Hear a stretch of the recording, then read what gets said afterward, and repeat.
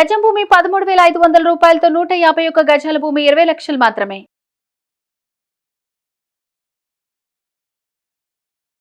నమస్తే మహాగారు. నమస్తే ఉష. ఇంతకుముందు మనం గ్రాటిట్యూడ్ గురించి మాట్లాడినప్పుడు చాలామంది ఏ విధంగా ఏంటి అని అడిగారు. అండ్ దాంతోపాటు లాస్ట్ టైం మీరు ఒక ఎపిసోడ్ చేసినప్పుడు ఎవరైతే కన్సీవ్ అవ్వట్లేదని, లేదంటే మిస్క్యారేజెస్ అవుతున్నాయని, ప్రెగ్నెన్సీ నిలవట్లేదు అన్నప్పుడు విజువలైజేషన్ గురించి కూడా మాట్లాడారు. అవును.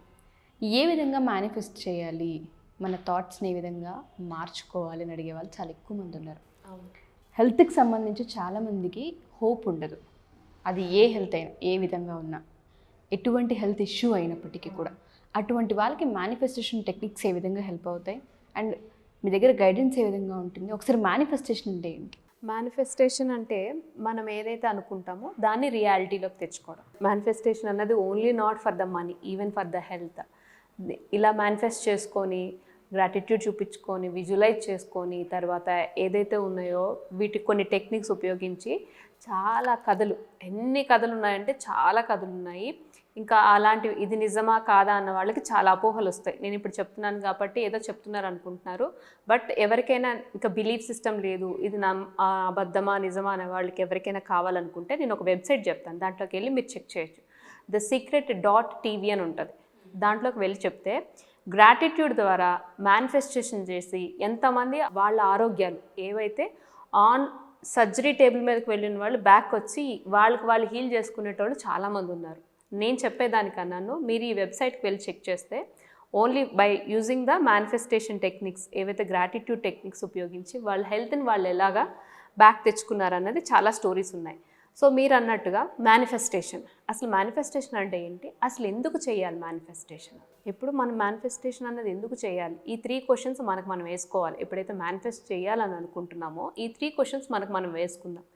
అసలు మేనిఫెస్టేషన్ ఎందుకు చేయాలి, ఏది మేనిఫెస్ట్ చేస్తే నేను హ్యాపీగా ఉంటాను, మేనిఫెస్టేషన్ చేసిన తర్వాత వచ్చిన వస్తువు ద్వారా ఏదైతే either health or money, children or whatever it may be, దానివల్ల నీకు ప్రయోజనం ఏంటి అంటే ఎలా ఉండాలంటే మేనిఫెస్టేషన్ కూడా ఈ విశ్వానికి కొన్ని సూత్రాలు ఉన్నాయని మనం చెప్పుకున్నాం నిన్న. అది నీకు మంచి చేయించేలా ఉండాలి, కానీ ఇతరులకు హాని కలిగించేలాగా ఉంటే అది విశ్వానికి, ధర్మానికి వ్యతిరేకం వెళ్ళినట్టు ఉంటుంది. ఇది విశ్వధర్మం మీద నడుస్తున్నాం మనందరం. Even if it is a developed technology are whatever it may be, we have to come back to the universe. ఇది ఇప్పుడు కూడా కొన్ని శాస్త్రవేత్తలు కనిపెట్టలేని క్వశ్చన్ మార్క్స్ చాలా ఉన్నాయి, మనందరికీ తెలుసు అది. బట్ ఈ మేనిఫెస్టేషన్ చేయడానికి ముందు మనకు ఒక క్లియర్ విజన్ కావాలి. ఒక వస్తువుని కానీ ఒక హెల్త్ని కానీ ఏదైతే తీసుకుంటున్నామో అసలు ఎందుకు కావాలి అన్నది ఒక క్లియర్ విజన్ ఉండాలి. మన థాట్ ప్రాసెస్ని క్లియర్గా పెట్టుకోవాలి. థాట్ ప్రాసెస్ని క్లియర్గా పెట్టుకోవాలంటే ఇప్పుడు మనం ఏదైతే ఆలోచిస్తామో అదే పని చేస్తాం. అదే పనిని ప్రత్యేకంగా ప్రతిరోజు చేసేటప్పుడు అది హ్యాబిట్ అయిపోతుంది. ఆ హ్యాబిట్ కాస్త మన పర్సనాలిటీ అది మన క్యారెక్టర్ అయిపోతుంది. That nothing but is our personality. So ఇక్కడ మనం చేంజ్ చేయాల్సింది ఏంటి, మన థాట్ ప్రాసెస్. ఈ థాట్ ఎక్కడి నుంచి వచ్చింది, బిలీఫ్ సిస్టమ్ నుంచి వచ్చింది. ఈ బిలీఫ్ సిస్టమ్ ఎక్కడి దగ్గర నుంచి వచ్చింది, మన తాతలు తండ్రుల దగ్గర నుంచి చూసి, మన గ్రాండ్ పేరెంట్స్ 4 పేరెంట్స్ దగ్గర నుంచి చూసి తెచ్చుకునేవే తప్ప బిలీఫ్ సిస్టమ్ వాళ్ళు అలా చేశారు, మనం అలా చేసాం. బట్ బియాండ్ దట్ క్రాస్ చేసి ఒకసారి ఆ బిలీఫ్ సిస్టమ్ని ఎలా అంటే rewiring of the brain. Manifestation అన్నది ఇదో పెద్ద బ్లాక్ మ్యాజిక్కో లేకపోతే ఇంకోటి మీలో దాగున్న శక్తిని బయటికి తీయడం. You are doing the subconscious training. ఏదైతే కాన్షియస్గా తెలిసి ఎరుకతో చేసేవి కాన్షియస్ అంటాం, మనకు తెలియకుండా. ఇప్పుడు ఫర్ ఎగ్జాంపుల్ అన్నం తింటాం, అది మీరు చూస్ చేసుకునేది మీరు తినడం వరకే తెలుస్తుంది.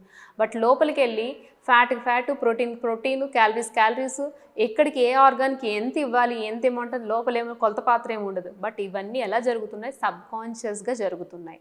సో మనం మేనిఫెస్ట్ చేసేటప్పుడు కూడాను ఎరుకుతో ఏవైతే కాన్షియస్గా మనం ఏదైతే చేస్తామో అది 1 పార్ట్ అయితే, సబ్కాన్షియస్గా మన బిలీఫ్ సిస్టమ్స్ అన్నవి బాగా మైండ్కి పట్టి ఉంటాయన్నమాట. మనం ఎప్పుడంటే ఇది ఇలాగే చేస్తాం. ఫర్ ఎగ్జాంపుల్ నా లైఫ్లో ఎప్పుడు నేను పైకి రాలేను, లిమిటెడ్ బిలీఫ్ సిస్టమ్తోనే ఉంటాం. ఆ బిలీఫ్ సిస్టమ్ క్రాస్ చేసి పాజిటివ్ మైండ్ సెట్ని పెట్టుకొని మనం ముందుకు వెళ్ళడం ద్వారా మేనిఫెస్టేషన్ జరుగుతుంది. ఫస్ట్ దీంట్లో చేయాల్సిందంటే మనకున్న బిలీఫ్ సిస్టమ్ని మార్చుకోవాలి. ట్రస్ట్ ప్రాసెస్ అన్నది ఉండాలి. అండ్ ద థర్డ్ థింగ్ వచ్చేసి it is nothing but energy shifting. ఈ ఎనర్జీ షిఫ్టింగ్ ఏంటండి, ఎక్కడ విన్నా ఈ ఎనర్జీ అన్న మాట వింటున్నామన్నది. ఇప్పుడు ప్లేట్లో ఒక అన్నం పెట్టుకునేదాకా అది అన్నమే, అక్కడ వరకు మన కంటితో చూసినంత వరకు అన్నమే. బట్ అది లోపలికి వెళ్ళాక ఎలా అవుతుంది, శక్తిని ఇస్తుంది. ప్రతి కణానికి శక్తినిస్తుంది. అంటే మనం ఏదైతే మన విశ్వాన్ని చూస్తాం ప్రతిదీ కూడా శక్తి దీంట్లో. సో దీన్ని మనం ఎనర్జెటిక్గా చేయాలని అంటే ఇప్పుడు ఫర్ ఎగ్జాంపుల్ ఒక ఎఫర్మేషన్, ఒక విజువలైజేషన్ ఏదో చేయమన్నాం అనుకోండి, ఒక 11 టైమ్స్ 12 టైమ్స్ 21 టైమ్స్ రాసేస్తున్నాం. It should not be mechanical. ఏదో రాసామంటే రాయకూడదు. It should be do with your heart and soul connection. అది ఎలా అంటే ఒక వస్తువుని చేతిలోకి వచ్చేటప్పుడు నీకు ఇష్టమైన దానిని చేతిలో పెట్టుకునేటప్పుడు హౌ డు యూ ఫీల్, ఆ ఫీల్ కనెక్షన్తో ఎప్పుడు చేశారో obviously it is going to be manifest.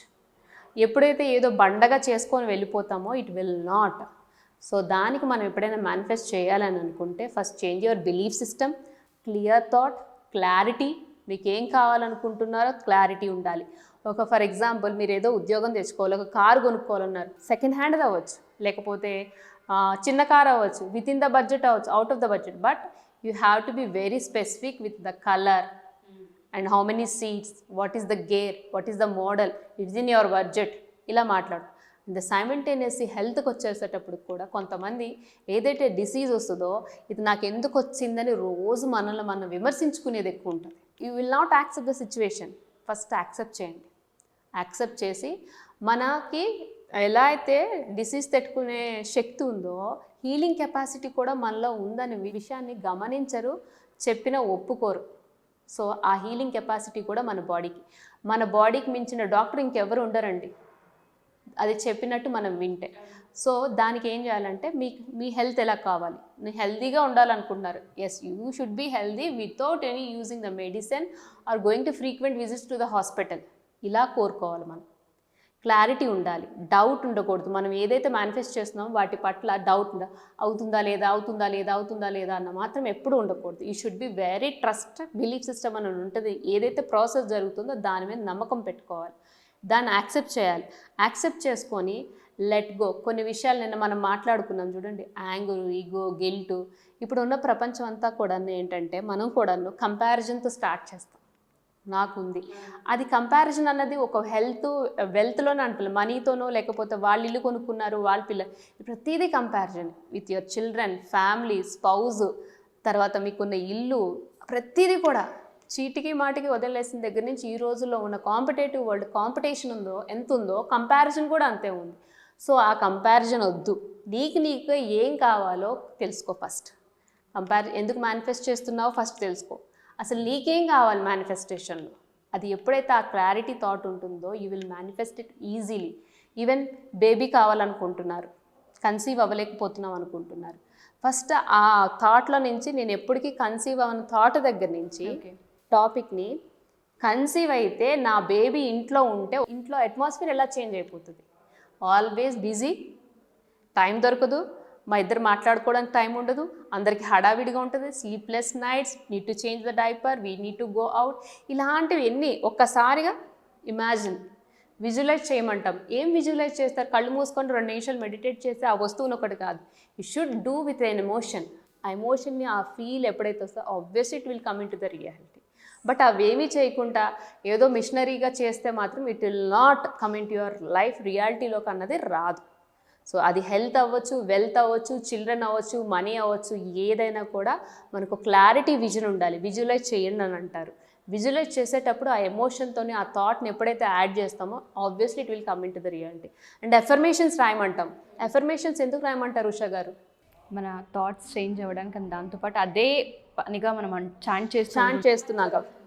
ఎందుకు ఈ చాంటింగ్ వల్ల లోపల ఏం జరుగుతుంది? సైకలాజికల్గా, ఫిజియాలజికల్గా ఏం జరుగుతుంది? పాజిటివ్ మైండ్ సెట్కి అది నీకు ఆ ఎమోషన్ జోడు చేయించినప్పుడు, దాంతోపాటు యాడ్ చేయనప్పుడు obviously it will not work out.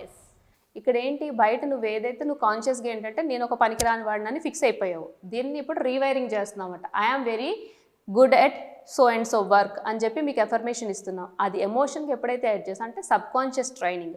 And ఇంకోటి కూడా, మా క్లయింట్స్ దగ్గరికి వచ్చేటప్పటికి వాళ్ళకి ఫుల్ ఆఫ్ ఎలా అంటే బ్లాకేజెస్ పెట్టుకొని ఉంటారు. వాళ్ళు ఏంటంటే వాళ్ళ మీద హెల్త్ వైజ్గా, రిలేషన్షిప్ వైజ్గా చాలా బ్లాకేజెస్ పెట్టుకుంటారు. ఆ బ్లాకేజెస్ ఏవైతే ఉన్నాయో వాళ్ళని రాయమంటాం. బర్నింగ్ ప్రాసెస్ అని చెప్తాం మేము వాళ్ళకి. ఓకే, ఇదేంటంటే వాళ్ళు ఇన్ ఏ డేలో ఒక విషయాన్ని గురించి ఎన్నిసార్లు ఆలోచిస్తారు, వాళ్ళు బాగా ట్రిగర్ చేసేది ఏదో రాయమంటాం. రాసేటప్పుడు ఏంటంటే అది ఇన్విజిబుల్ ఫామ్లో కనిపిస్తుంది వాళ్ళకి. అంటే కళ్ళు మూసుకున్నా ఏం చేసినా కూడా అది వాళ్ళకి కనిపిస్తుంటుంది. నా హెల్త్ బాగాలేదు, నేను ఎన్ని మెడిసిన్స్ తీసుకుంటున్నాను, సో అండ్ సో అని చాలా రాసుకొస్తుంటారు.